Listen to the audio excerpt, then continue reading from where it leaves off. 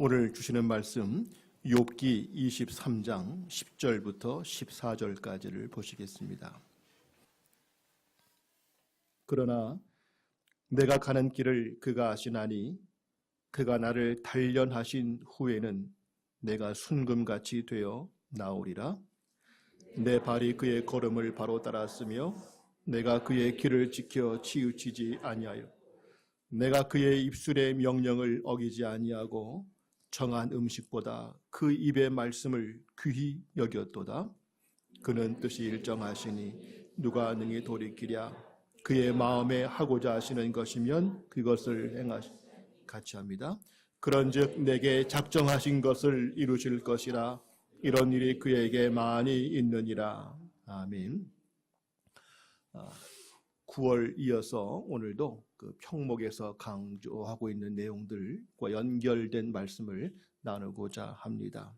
하나님은 어떠한 분이신가? 우리가 믿는 하나님, 오늘 자유로우신 하나님이다. 그 말이 무슨 말인가?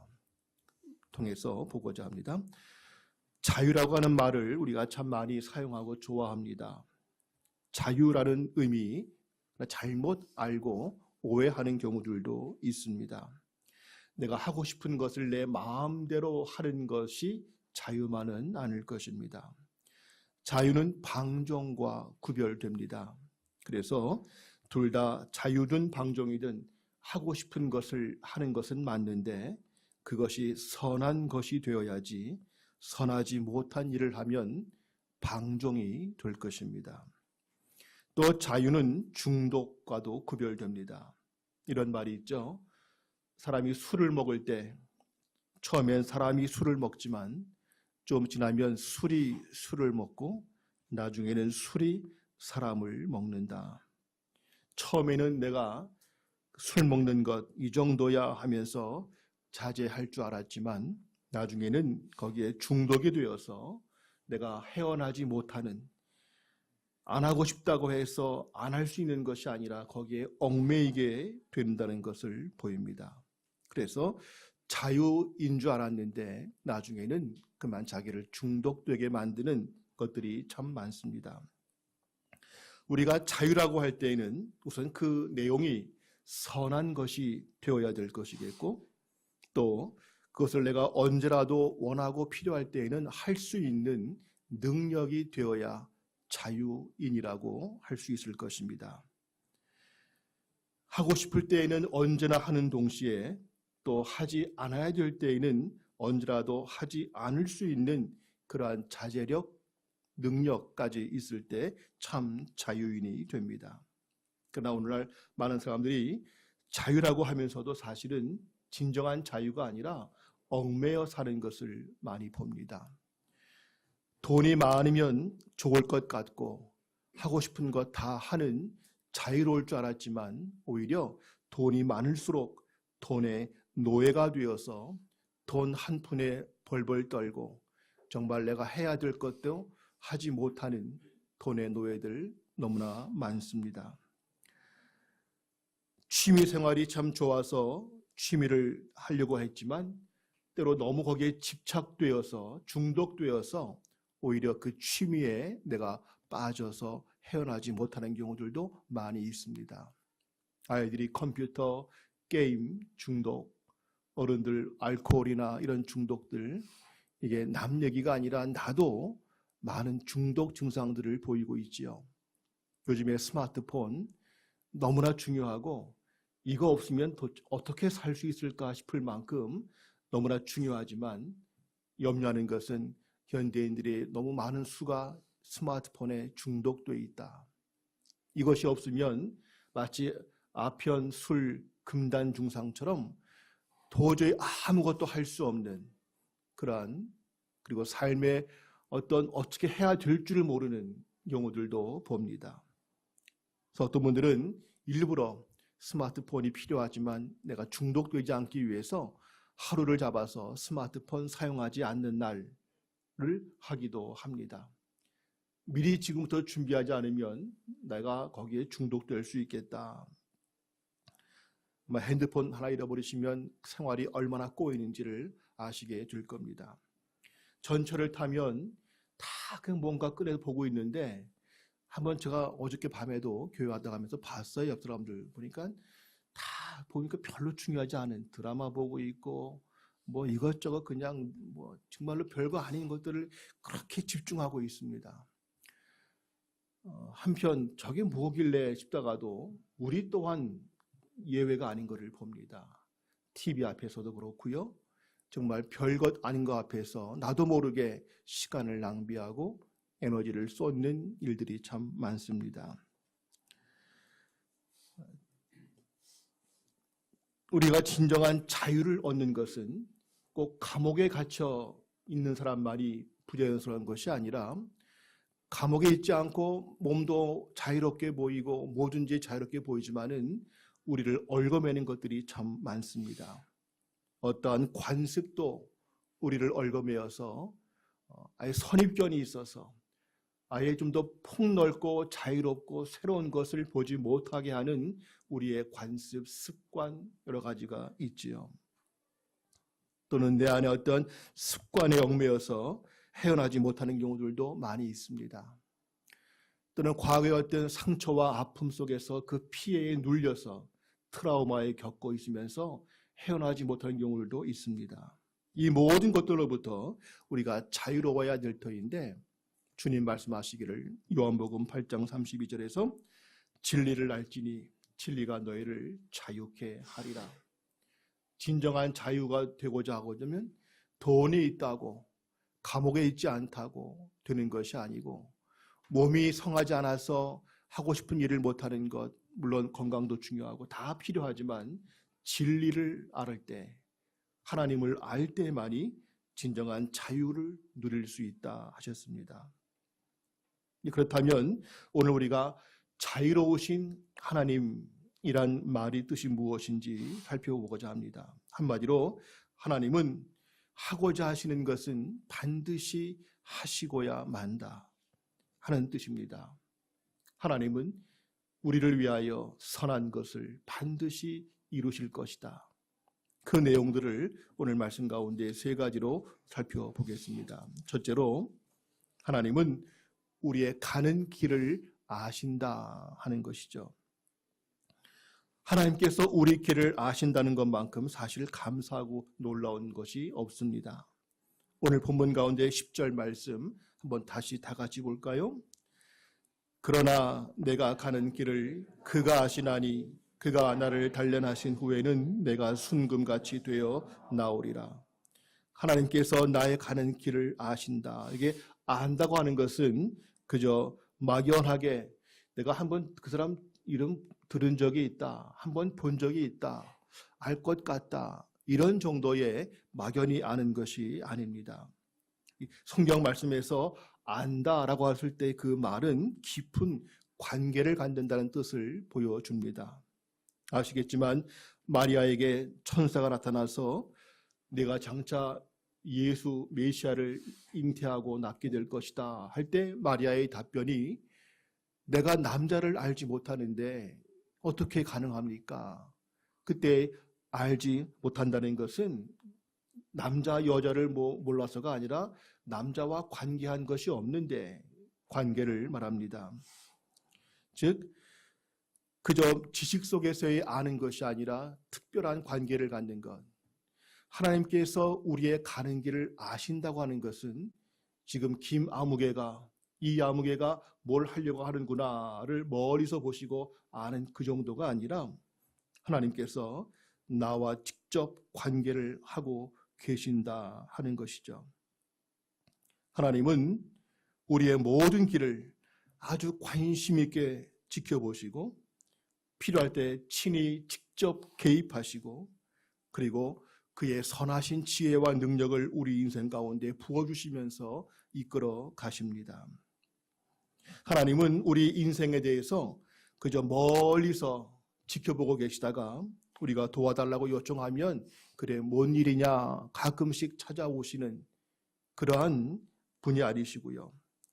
내가 꼭 무슨 알려드려야만 보고를 해야만 그런 일이 있었구나 이렇게 아시는 그러한 노인이 아니시고 그 누구보다도 심지어 나 자신보다도 내 문제를 더 정확히 아시고 내가 어떠한 존재인지를, 내가 지금 무엇이 약한지, 내게 어떠한 문제가 있는지를 정확히 알고 계십니다. 그리고 내가 내 인생을 위해서 신경 쓰고 준비하고 노력하는 것보다도 훨씬 더 뜨겁게 하나님은 우리 삶에 대해서 관여하시고 역사하고 계신다는 것입니다.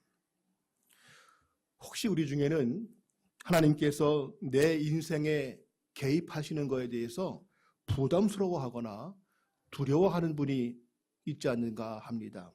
옛날 영화 가운데 사랑과 영혼이란 영화에 보시면 거기에 한 그 영매, 즉 신과 인간의 그 다리 역할을 한다고 하는 그 영매에게 어떤 그 죽은 사람의 그 귀신이 임해서 갑자기 막 자기도 이상하게 몸이 이상해지고 이상한 목소리가 되고 이런 경우를 본 적이 계실 겁니다. 마치 그처럼 하나님이 그와 함께 하시고 성령이 내게 임하신다는 것을 내 자유도 뺏기고 내 삶도 잊어버리고 뭔가 알 수 없는 힘에 의해서 내가 조종당하는 것과 같은 그렇게 느끼는 두려움이 있는 분들이 있을 수 있습니다. 그러나 하나님은 전혀 그러한 분이 아니시죠. 그의 임하심은 우리가 피하고 싶은데 가끔 또 TV로 보시면 유명인 가운데에도 어떤 무당이나 어떤 그 신 들린 사람들 중에서 난 이거 원치 않았는데 우리 부모 때부터 또 뭔가 어떻게 갑자기 몸이 아팠거나 어디 갔는데 나 원치 않는데 이렇게 내가 신 내림 받아가지고 내가 지금 이 일을 안 할 수 없게 되었다. 이런 경우들을 보기도 합니다. 그래서 마치 우리는 내가 알아서 내 삶을 조정해야지 어떤 누가 내 인생에 개입하고 신이 내게 임하시는 것을 두려워하는 분들도 있습니다. 그러나 그 모든 것들은 하나님과는 관계없는 것이고 하나님께서 내 삶에 함께 하신다는 것은 이것은 말할 수 없는 거룩한 평강이고 은혜이고 능력인 것을 우리가 보게 됩니다.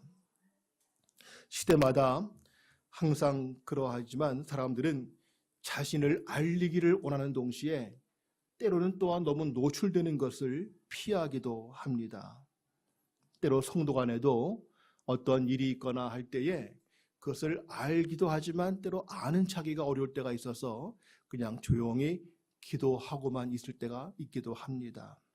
왜냐하면 사람이 뭘 안다고 할 때에 그 결과가 원하지 않게 애매한 일들이 일어난 경우들을 겪어왔기 때문이지요. 그래서 사람들이 너무 나에 대해서 아는 것, 너무 내게 깊이 관여하는 것, 그래서 교회도 성도들의 삶에 대해서 너무 깊이 관여하는 것들을 때론 조심해야 될 때가 있습니다.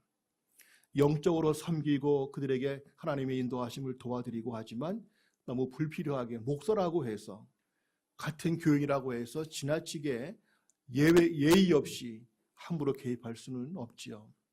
그러나 하나님께서 우리 삶에 개입하시고 우리를 아시고 우리를 인도하시는 것은 그러한 것이 결코 아닙니다.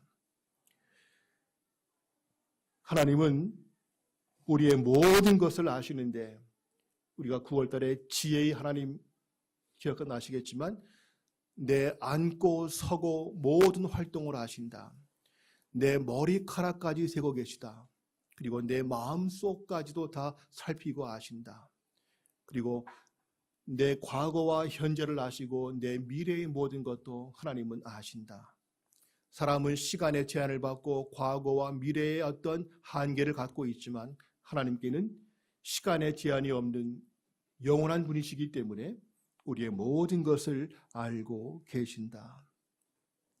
그 하나님께서 우리의 모든 것을 속속들이 아시는 하나님께서 우리의 삶에 개입하셔서 그의 선한 일을 우리 가운데 이루기를 원하신다. 혹 저희 작은 교회지만 큰 교회에서는 목사님이 성도들의 이름만 알아줘도 그리고 그 자녀의 이름까지 기억해주면 더 황송하고 과거에 어떤 일 잘 됐냐고 물어봐 주시면 아직도 잊지 않고 있냐고 그걸 기억하시냐고 너무나 황송해하기도 합니다. 그러나 하나님께서 아시는 것은 그렇게 우리가 유명한 사람들이 자기를 알아주는 것과 비교할 수 없이 우리가 뭐 누구 좀 유명하다 하면 사인 받고 싶어서 나 이 사람 만난 적이 있다고, 그는 나를 전혀 모르는데 내가 그를 알고 있다고 하면서 얼마나 자부하고 자랑합니까? 그러나 하나님께서 우리를 아신다. 나의 가는 모든 길을 그분이 아신다. 우리는 어떤 개인이든 회사든 컨설팅 받기 위해서 비싼 돈을 내고 상담받지만 하나님은 비교할 수 없는 그 하나님의 지혜와 사랑의 은혜가 우리의 모든 것을 알고 인도하신다고 하는 것, 우리의 가장 큰 황송한 축복인 것을 기억해야 될 것입니다. 두 번째로, 그 하나님은 그의 계획을 반드시 이루신다 하는 것이 오늘 포인트입니다. 사람들은 뭔가 하고 싶어도 그러나 여건이 안 돼서, 또 내 마음이 바뀌어서, 내가 할 수 있는 능력이 안 되어서 못할 때가 많습니다. 부모로서 자녀를 위해서 해주고 싶은 게 많은데 해줄 수 없는 상황일 때 얼마나 안타까우신지를 아시지 않습니까? 근데 하나님은 오늘 우리 인생을 통해서 하고 싶은 것이 있을 때 반드시 그것을 이루시고야 만다 하는 것입니다. 그 하나님께서 하고 싶은 것들이 무엇일까? 여러 가지가 있는데 그 오늘 본문 가운데에는 그것을 우리를 연단하여서 훈련시키고 다듬어서 순금같이 만드실 계획이 있다 하는 것입니다. 금이라고 다 똑같은 금이 아니라 금도 종류에 따라서, 순도에 따라서 가치가 다른 것처럼 하나님의 자녀라고 할지라도 하나님의 뜻을 감당하는 그 역할과 그 모습이 너무나 다른 것을 봅니다. 하나님은 금이 불 속에서 연단되어 필요 없는 것들을 제거하는 것처럼 오늘 우리들을 다듬기를 원하십니다. 우리의 부족한 것을 아시는 주님께서 그 부족한 것을 하나님의 은혜로 채워주기를 원하십니다. 우리의 거룩하지 못한 모습을 아시는 주님께서 우리의 그 더러운 것들을 성령의 은혜로 제거하기를 원하십니다. 우리의 연약함을 아시는 주님께서 우리의 그 연약한 것을 하나님의 지혜와 능력으로 채워주기를 원하십니다. 이 땅에 얽매여 살고 있는 우리들을 좀 자유롭게 하셔서 이 땅이 아니라 하나님 나라를 향해서 나아갈 수 있는 새로운 존재로 우리를 바꾸기를 원하십니다. 그것을 위해서 나는 알지 못할지라도 하나님은 이미 계획을 갖고 계시고 그 일을 하나씩 이루어 가고 계신다 하는 것입니다. 하나님께서 우리를 그렇게 이끌어 가시는 그 모든 이유가 무엇일까? 결국 우리와 더 깊은 관계를 맺으시면서 그 은혜를 더욱 주시고자 하심이요, 나아가서는 우리를 통해서 이 세상을 변화시키고 하나님께서 정말 원하시는 그 나라와 그 의를 이 땅에 이루시기 위하여, 그리고 우리의 삶이 어차피 순간 지나갈 수밖에 없는 인생이지만 허무하게 끝나지 않고 영원히 뭔가 남을 수 있는, 영원히 빛나는 그 모습을 이루게 하기 위해서 하나님은 먼저 우리를 다듬기를 원하시고 그의 계획하심을 이루어 가고자 하십니다. 우리는 뭐 다듬지 않으셔도 내가 다 할 수 있는데 뭘 굳이 이렇게 하시나, 내 나이가 어린가, 내가 학식이 없는가, 내가 인생을 안 살아봤나, 난 그동안에 산전, 수전, 공중전, 화생방전 뭐 다 겪어봤는데 난 지금 남을 가르치는 사람이고 내가 누굴 도와주는 사람인데 내가 뭘 부족하다고 하나님 자꾸 나를 다듬으시는가 할지 모르지만, 그러나 우리는 내 감정 하나 통제하지 못하는, 하루만 살아도 그 하루 속에서 얼마나 많은 후회를 하는, 내가 왜 그때 그 말을 했을까, 내가 그 일을 왜 했을까, 내가 그때 그를 왜 안 했을까, 얼마나 연약한 존재인지를 알게 됩니다. 하나님은 우리를 아시되 우리의 힘과 의지만 갖고는 하나님의 뜻을 이루어 드릴 수가 없음을 아십니다. 또 뭔가 좀 되어지는 것 같다가도 어느 순간 되면 여지없이 무너지고 마는 우리의 약함을 아십니다.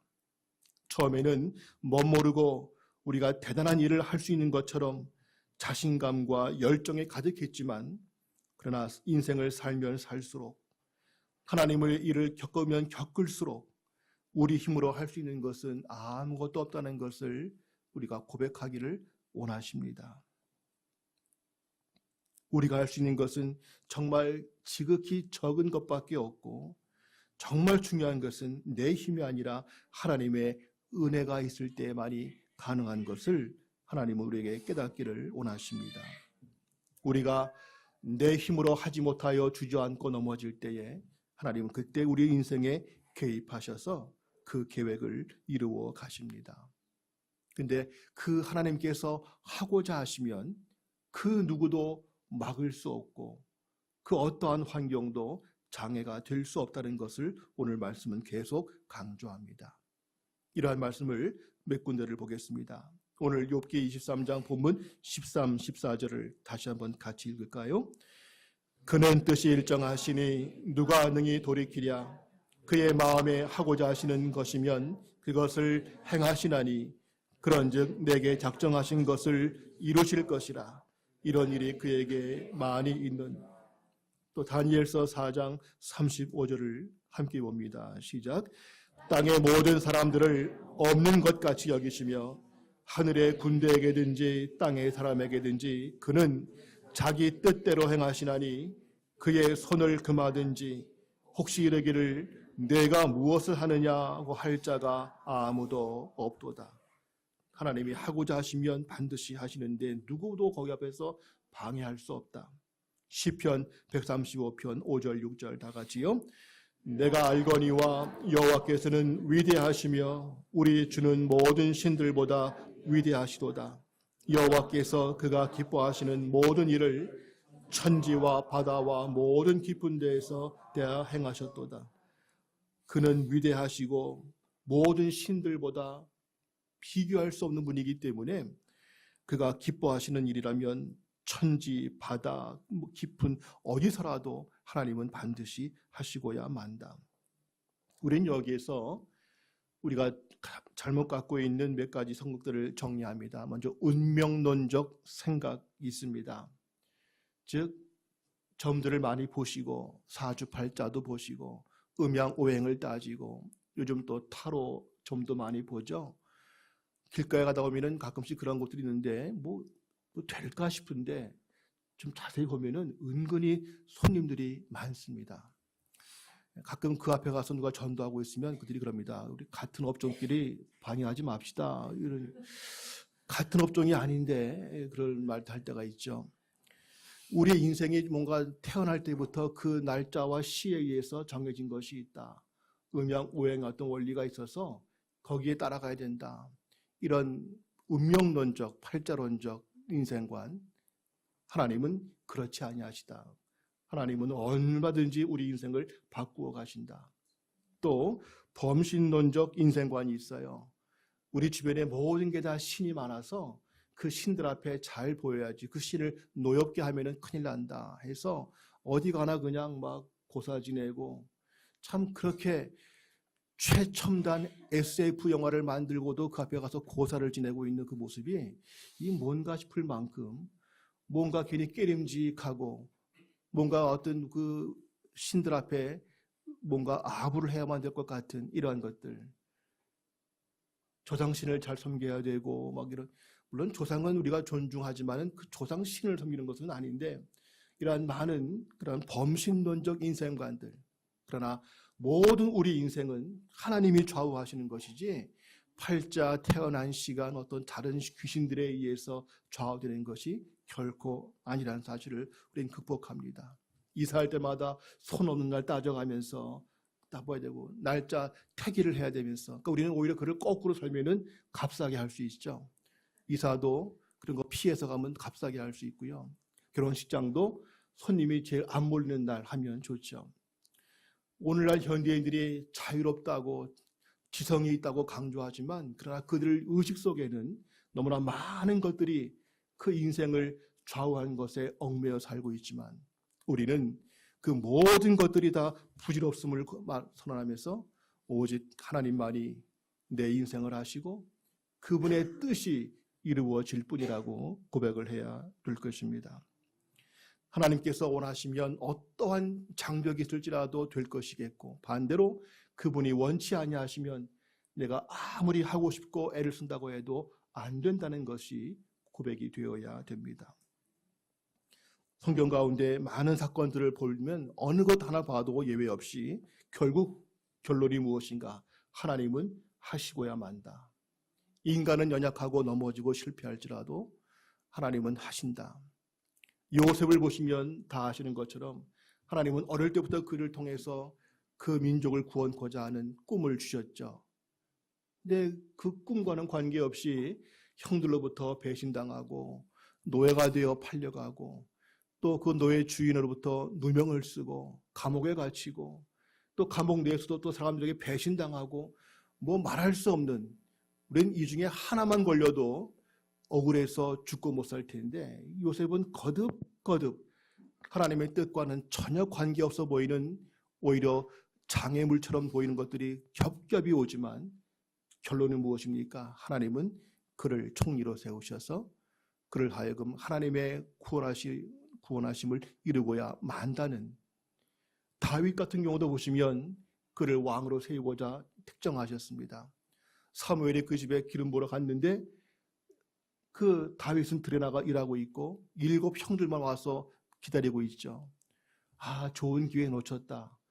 거기 있어야 되는데 엉뚱한 데가 있으니 기회 놓쳤다 싶었지만 하나님은 굳이 다윗을 불러오게 하셨고, 또 그 후에도 사울로부터 죽임을 당할 위기를 수없이 맞이합니다. 지금도 어떤 권력주의자가 뭘 하고자 하면 막기 쉽지 않은데 그 당시엔 더더구나 왕이 모든 군사와 권력을 다 동원시켜서 다윗 잡으려고 하면은 이거 피할 수 없는 것인데도 불구하고 오죽했으면 적군 나라에까지 도망갈 정도의 다윗이었지만 하나님은 결국 그를 다윗 왕으로 세우시고야 만다는 것이죠. 요나, 하나님은 니느웨 성 회개를 위해서 그를 불렀지만 갈 수 없다고, 내가 어떻게 저 원수들 앞에 가서 저들은 망해야 되는데 저들이 회개한다는 것은 나부터가 용납할 수 없다고 피하고 도망가죠. 마침 또 피하는 길이 잘 되는 것처럼 보여서 배가 딱 와 있고, 이게 봐라 역시 내 뜻이 맞지 싶었지만 그 배가 깨어지고 물고기 속에 들어가고 결국에는 하나님의 뜻대로 가서 선포하는데, 선포에도 설마 이들이 회개할까 싶었지만 그들이 회개하지 않습니까? 아무리 피하려고 해도 하나님은 배를 타면 배를 쪼개서라도 물고기 속에 넣어서라도 결국 하시고야 하는 것들을 하시는 분임을 보게 됩니다. 성경에는 많은 인물들이 나오고 참 그 인물들이 대단한 인물들이죠. 그러나 그 대단한 위인들이지만 성경책이 위인전이 아닌 것은 그들이 얼마나 대단한가를 보여주는 것이 아니라 그들도 역시 별 수 없는 인간들이지만 하나님은 그들을 통해서 결국 하나님의 뜻을 이루시고야 만다는 것. 그가 아무리 부족해도, 그가 아무리 또한 범죄가 있다 할지라도, 그가 또 어떠한 열악한 환경에 그를 짓누르고 있다 할지라도 하나님의 뜻은 반드시 이루어지고야 만다는 것. 그것이 성경의 말씀이고 오늘 우리가 붙드는 내용입니다. 하나님은 오늘도 우리를 통해서 그분이 갖고 계시는 계획이 있습니다. 내가 모른다고 해서 계획이 없는 것이 아니고요. 하나님은 우리를 통하여 먼저 우리를 변화시키시기를 원하시고 우리를 지금보다도 좀 더 영적으로 깊은 단계, 더욱더 십자가 앞에 가까이 그분의 그 풍성하신 분량의 은혜까지 우리를 이끌기를 원하십니다. 그리고 그것이 되어진 후에는 우리를 통해서 내가 상상도 하지 못할, 내가 남 앞에 말 한마디 하기도 부끄러워하고 내가 누구에게 뭐 설득한다는 것은 말도 안 되는데 나를 통하여 누군가를 변화시키고 나를 통해서 이 시대를 바꾸기를 원하시는 하나님의 역사는 반드시 이루어지고야 말 것이라는 것이죠. 우리 애들이 하나님께 쓰임받으면 좋겠는데 공부를 잘 안 합니다. 성적이 별로 좋지 않습니다. 이러다가 서울에 있는 대학 갈지도 모르겠습니다. 우리 집안이 그만 그때 잘못 선택해서 아파트를 잘못 사는 바람에 또 그때 사업 실패하는 바람에 우리 애들을 뒷받침해 줄 돈이 아무것도 없습니다. 몸이 성해야 뭘 하지요. 지금 내 몸이 사실상 하루하루 산다는 게 괴롭습니다.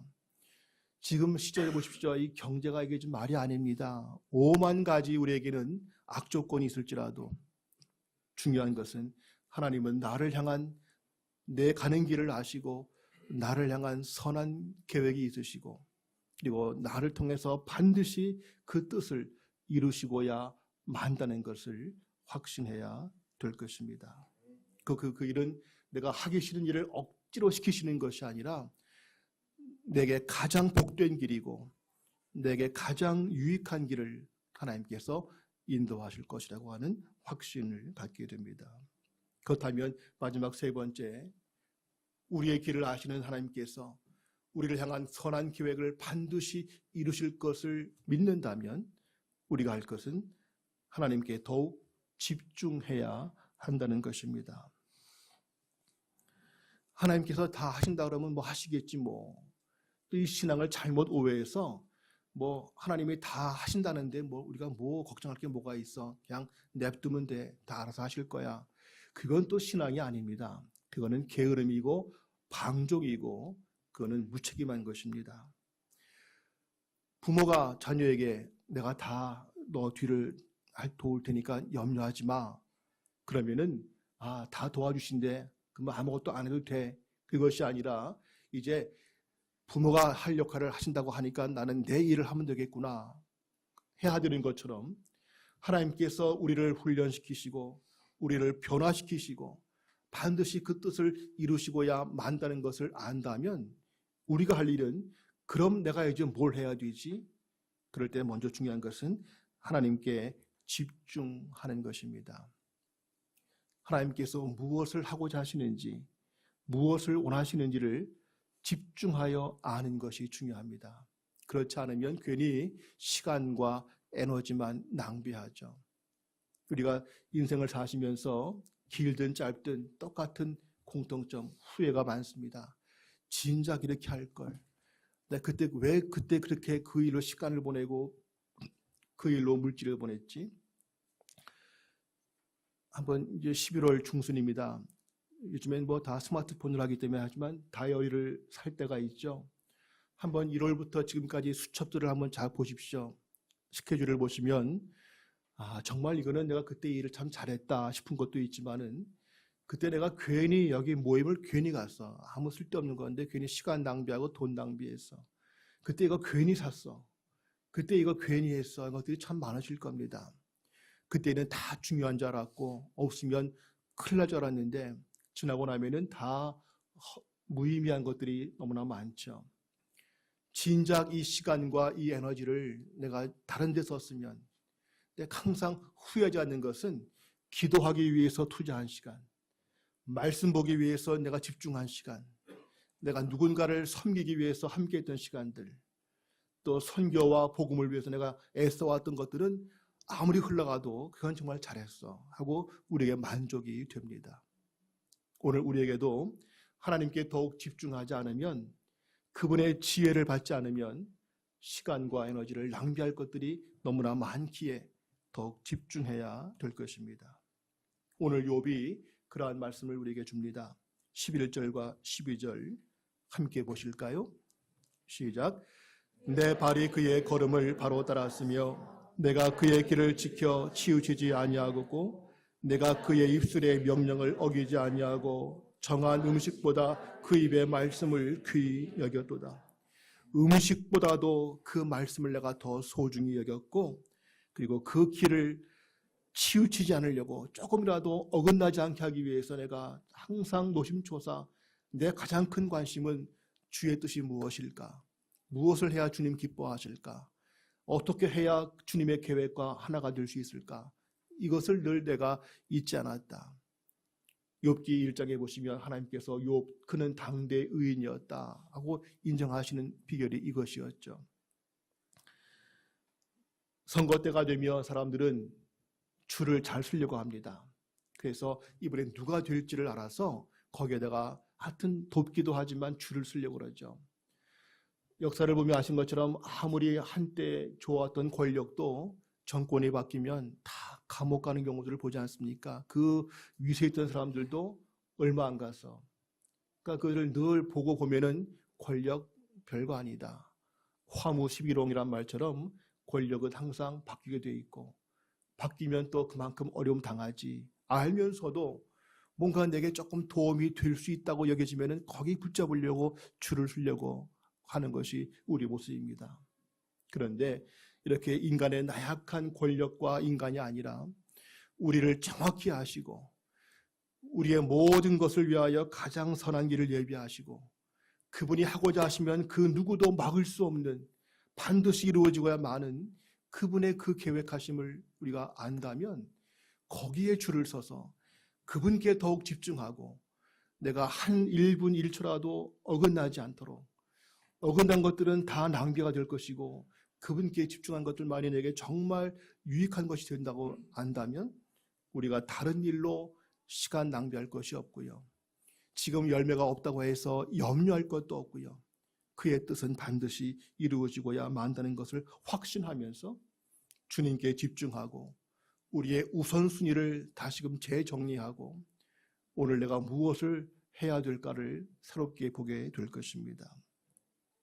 빌립보서 4장 13절 말씀 다 외우시죠? 함께 할까요? 내게 능력 주시는 자 안에서 내가 모든 것을 할 수 있느니라. 물론 이것이 낙천적 긍정적 생각 그건 아니죠. 바울은 주님과 함께하기 때문에 복음도 전할 수 있었지만은 고난과 매맞음과 채찍과 순교도 당할 수 있다. 난 그렇게 못하지만 주님이 함께 하시면 어떤 것도 내가 이겨낼 수 있다. 어려운 것까지라도 죽음까지라도 이겨낼 수 있다는 것이죠. 하나님께서는 자유로운 분이기 때문에 모든 것에 능하시고 모든 것인지 하고자 하시면 하십니다. 그 하나님과 연결되는 그의 백성들도 그렇게 되기 때문에 나는 못하지만 내가 능력 주시는 자 안에 있다면 내가 하나님과 함께 한다면 나는 그분처럼 나도 무엇이든지 할 수 있다. 그 무엇이든지에는 내 욕심, 인간의 어떤 얄팍한 그런 것이 아니라 그 나라와 그 의, 하나님이 정말 이루고 싶어 하시는 것, 나도 그 일을 할 수 있다.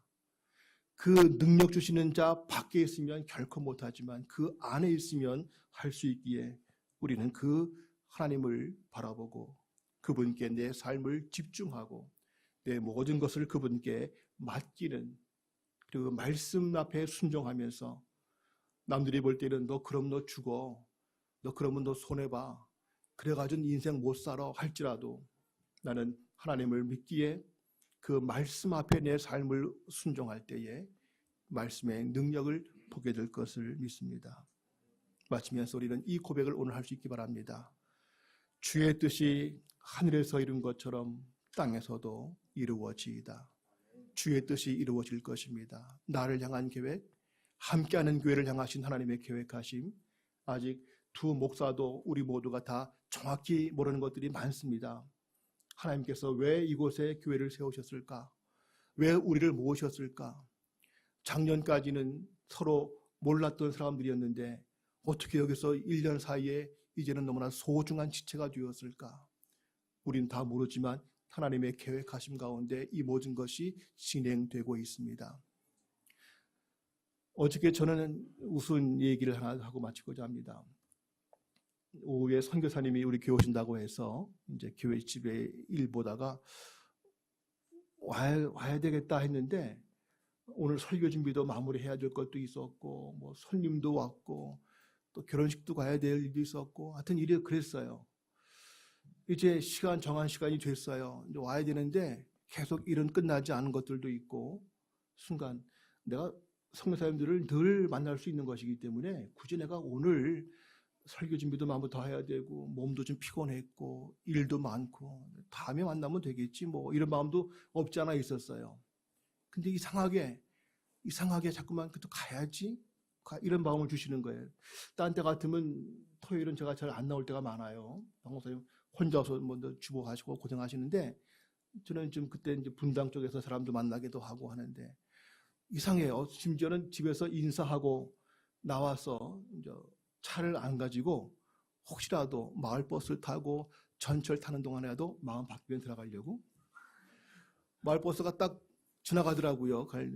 잘 됐다. 그럼 그냥 다시 들어갈까? 또 혹시 또 근데 그 순간 계속 두 마음이 있는 거예요. 설교 준비도 더 해야 되겠고 피곤도 하고 할 일도 많까? 다음에 볼 수 있는데 다음에 보자. 왠지 모르게 꼭 가야 될 것 같은 느낌을 주시는 거예요. 근데 물론 기도에 하나님 어떻게 할까요? 어떻게 할까요? 결론적으로는 계속 내 마음속에는 그냥 집에 들어갈까? 다음에 또 볼 수 있지 않을까? 했지만은 나도 모르는 사이에 정말 나도 모르는 사이에 내 몸이 차에 타 있고 전철 타 있고 오게 되더라고요. 그리고 어제 만난 그분 대화하면서 필리핀에서 사역하시는 분들인데 너무나 귀한 만남이었고 안 만났으면 큰일 날 뻔했다. 너무나 도전이 되었고 또 저희가 뭔가 그분을 위해서 할 수 있는 것들이 있음을 알게 되었고 오늘 귀한 시간이었습니다. 너무 사소하고 우스운 예이지만 하나님께서 저를 어제 만나게 하고자 하는 계획이 있으셨어요. 근데 저는 계속 바쁘고 피곤하고 또 저도 역시 주님을 위해서 할 일이라고 여겨졌던 것들을 해야 되기 때문에 일이 많아 보였고 어떻게 할까 고민이 많았지만 하나님은 그냥 제 의지와 관계없이 갈등 속에 있는 저를 그냥 계속 저도 모르는 사이에 그냥 버스를 타게 하시고 전철을 타게 하시고 오게 하셔서 결국 만나게 하셨어요. 너무나 우스운 예 같이 보일지 모르지만 하나님은 우리를 향해서 만나게 하실 사람이 있겠고 내가 관여하게 될 일이 있겠고 지금은 다 몰라요. 그러나 하나님께서 우리를 향한 그 계획을 하나씩 이루어 가실 것입니다. 그렇다면은 우리가 지금 만나고 있는 이 관계들을 소중히 보십시오.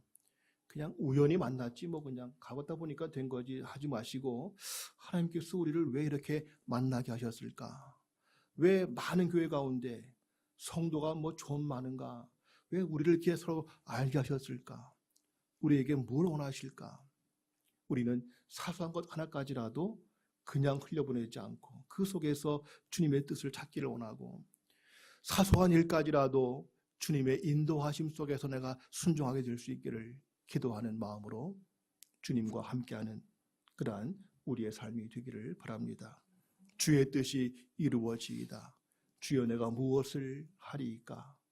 그런 마음으로 주님의 뜻을 이루어가는 함께하는 교회와 우리 모두가 되기를 소원합니다. 기도합니다.